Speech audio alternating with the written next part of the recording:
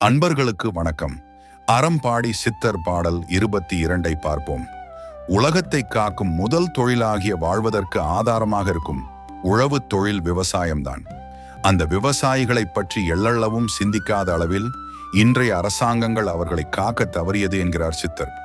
நமக்கு வாழ்வளிப்பதே அந்த விவசாயிகள் தான். அவர்களை காத்தால் தானே இந்த உலகம் மகிழ்ச்சியான நிலையில் வாழும். ஆனால் அவர்களை பேணுவதை விட்டுவிட்டு சூது உள்ள வார்த்தைகளால் சொற்களை உழவு செய்து மனிதனுக்கு மனிதன் ஏமாற்றுகின்ற வித்தையால் பண செல்வத்தை மலை போல் சேர்ப்பார்கள். நீதிமன்றத்திலே நீதியை காப்பாற்ற வேண்டியவர்களே பணத்திற்காக குற்றவாளிகளை காப்பாற்றும் கொடும் செயலால் புவியில் குற்றம் பெருகுகிறது. இதுதான் நியாயம் என்று அநியாயத்திற்கு துணை போவார்கள் நீசர்கள் என்கிறார் சித்தர். கேடுகெட்ட கும்பலின் பெரும் பகுதியாய் வடநாட்டு மாந்தர்கள் இங்கு வந்து குவிந்து பூஜைகள் யாகங்கள் போன்ற நெருப்பை வளர்த்து மந்திரங்கள் சொல்லி அசூரத்தனமான முள் அரண் கட்டி கல்கிநாதன் வெளிவரக்கூடாது என்று கோடிக்கணக்கான பணத்தை வாரி இறைப்பார்கள். அப்படி கோடிகள் கொட்டி இறைப்பதால் இந்த கோமகனை தலை கொய்திட இயலுமோ? எல்லா உயிர்களையும் காப்பதற்காக வருபவனை அழிப்பதற்காக பல திசைகளிலும் சுற்றித் திரியும் பேடிகள் தான் அழிந்து போவார்கள். தீயவர்கள் ஏவுகின்ற பேய்களே அவர்களின் எச்சமில்லாமல் அழித்துவிடும் என்கிறார். உலகத்தையே பாயாக்கி சுருட்டிப்படுத்த அந்த வல்லவனை இறைவனை அவன் படைத்த உலகத்தை பாழாக்க இந்த அற்ப நாய்களுக்கு அடுக்குமோ?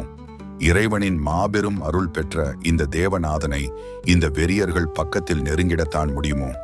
பேய் குணத்தோடு நிதிகளை வாரி இறைத்தவர்கள் கடைசியில் பெரும் தீக்குள் தான் மாண்டு போவர் என்பதை அருந்தவம் பூண்டு நிற்கும் நான் அறிவேன். ஐயனே, எமை காக்கும் இறைவனே, நீயே அவதாரம் என நான் புரிந்து கொண்டேன். உனது இந்த உலகம் அனைத்தும் உன் திருவடியை தொழுவதை காண என் மனம் ஏங்குதே இறைவா என்கிறார் சித்தர். குறிஞ்சி, முல்லை, மருதம், நெய்தல், பாலை என்ற 5 இணை நிலங்களுக்கும் காவல் தெய்வமாக அறக்காவல் புரிவான் கல்கிநாதன் என்பதை மகிழ்ச்சியோடு பாடு பைங்கிலியே. பார்க்கடலை கடைந்து அமுதம் எடுக்கும் போது தேவர்கள் பருக கூடாது, தாங்களே பருக வேண்டும் என்று பொய் சொன்ன நேரத்தில் ஒரு விளையாட்டு விளையாடி தேவர்களுக்கே அமுதத்தை தந்த அதே திருமாலின் அவதாரமாக இக்கலியுகத்தில் களியாட்டம் ஆட விண்ணில் இருந்து இறங்கி வந்தான். இவன்தான் என்பதை தவத்தில் அவன் மீது விழி வைத்தே கண்டுணர்ந்தேன். பரம்பொருளே என்கிறார் அறம்பாடி சித்தர். வணக்கம். அன்பர்களுக்கு வணக்கம். அறம்பாடி சித்தர் பாடல் 23 பார்ப்போம். இப்பாடலில் கல்கிநாதனின் பிறப்பு ஜாதகத்தை மறைபொருளாக குறிப்பிடுகிறார் சித்தர். ஒப்பரிய தேவன் இவன், உதய நாளை ஒப்புவிப்பேன் உத்தமனே கேளாய். அதாவது அளவிட முடியாத வல்லமையுடைய அவதாரமான கல்கிநாதனின் கலியுக பிறப்பை சொல்லுகிறேன், உத்தமர்களே கேளுங்கள் என்கிறார். 5 எடுத்து சுழியம் வந்தே ஆரை, 5 4 கலியாண்டில் நமக்காறுதலை தரவே மாதம் மறைந்தொழுகிடுமே வரும் மெரு சீர் சேரின் என்கிறார். அதாவது கலியாண்டு எண்ணை சொல்லுகிறார். 5 எடுத்து சுழியம் வந்தே என்றால் முதலில் 5, அடுத்து சுழியம் வந்தே என்றால் 0, 6 5 என்றால் 3ஆவதாக 6, இறுதியாக 5. கல்கிநாதனின் பிறப்பு களி ஆண்டு 5065 என்கிறார் சித்தர். இந்த 4 கலியாண்டில் நமக்கு ஆறுதலை தர கல்கிநாதன் பிறந்து வருகிறார் என்கிறார். இவரிமா சிவன் அருள் பெற்று உதித்திடும் வளர்மதியாம் கரும்பிறை முடிந்த 11ஆம் நாளில் தைத்தொட்ட கும்பத்திங்கள் ஒளி காலை பொழுது ஆட்டின் உயிராகி ஆடவை உடல் எடுத்த 3ஆம் பாத கழையொலி தேனமுதால் கண்ணீரை கவர்ந்தெழுத்த காமுகன் தமையன் முன் அவதாரமாய் பாதம் பதித்து இவ்வகிலத்தில் அவன் தன் உயிர் மனையை கவர்ந்த தமிழ் ஈழத்து இழிமகன் கொடும்பிடி மீட்கவே வில்லால் அரக்கனை மாய்த்த அண்ணனின் தாரகையிலிவன் பூமிக்குள் பூப்பான் என்பதனை கண்ணார கண்டேன். இதை மண்டுகளும் அறியாரே என்கிறார் சித்தர். அதாவது அரிமா போன்ற, அதாவது சிங்கம் போன்ற சிவன் அருள் பெற்று உதித்திடும் வளர்பிறையில் அம்மாவாசை முடிந்த 11ஆம் நாளில் தை மாதம் தொட்ட மாசி மாதத்தில் காலை பொழுதில் 3ஆம் பாதத்தில் புனர்பூசம் நட்சத்திரத்தில் கும்ப லக்கினத்தில் ஆட்டின் உயிராகி என்றால் கடக ராசியில் பிறப்பார் என்கிறார்.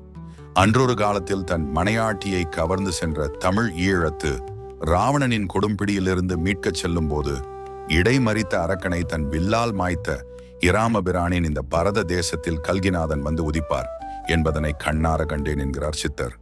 இந்த உண்மையை எங்களை போன்றவர்கள் அல்லாத மண்டுகளோ பெண்டுகளோ அஞ்ஞானிகளோ அறிய மாட்டார்கள். இறைவா, உன் திருவடியை பணிந்தவர்களுக்கு அல்லாமல் இது வேறெதற்கும் புரியாதே பரம்பொருளே என்கிறார் சித்தர். இன்னும் விளங்க சொல்கிறேன் என்கிறார் சித்தர். பன்னிரு கரங்களில் புதனோங்கிய இருபாலர் உடலில் செம்மீன் தயவில் சீரும் மறிக்கீழ் பிறப்பெடுத்து நம் பெரும் கடன் தீர்ப்பான் என்பதனை வேதைகளும் அறியாரே மேதைகளும் அறியாரே என்றால் கல்கிநாதன். பிறந்த ஜாதக நட்சத்திர குறிப்புகளை மறைப்பொருளாக இதில் குறிப்பிட்டிருக்கிறார் சித்தர். இதை நன்கு ஜாதக குறிப்புகளை பற்றி அறிந்தவர்கள் மட்டுமே இதற்குள் இருக்கும் ரகசிய அவர் பிறந்த நேரத்தின் பலனை கணக்கிடுவதே சிறப்பு. தெய்வ ஜாதகத்தை கணிப்பது என்பது ஞானத்துக்கு உட்பட்டது. அதை ஏனோ தானோ என்று ஆராய்வதோ வேறு சில நபர்களோடு சேர்த்து பார்ப்பதோ மிக தவறு என்பதை நாம் புரிந்து கொள்ள வேண்டும். அதுவே நமக்கு பெரும் புண்ணியத்தை தரும். இந்த பாடல் முழுவதும் அந்த ஜாதக குறிப்புகளை தான் தருகிறார் சித்தர்.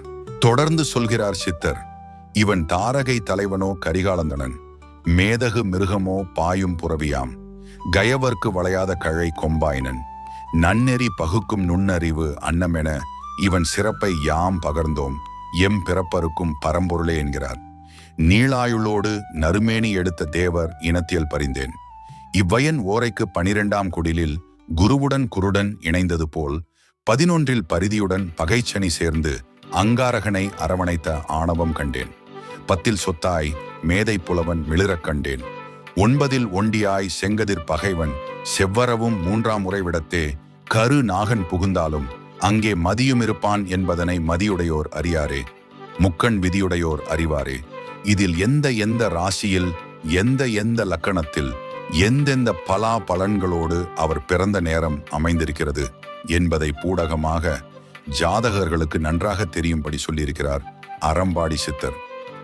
சாதாரண மனிதர்களுக்கே ஜாதக பலன் சரியாக கணிக்க இயலாத தவறுகள் நடக்கும் பட்சத்தில் ஒரு தெய்வ அவதாரத்துக்கு எந்த அளவுக்கு மனிதர்களால் ஜாதக பலனை சரியாக சொல்ல முடியும் என்பது ஞானமடைந்தவர்களால் மட்டுமே முடியும் என்பது அகக்கண்ணுடையவர்களால் நிர்ணயிக்கப்படுகிறது என்பது இதன் கருத்து. வணக்கம்.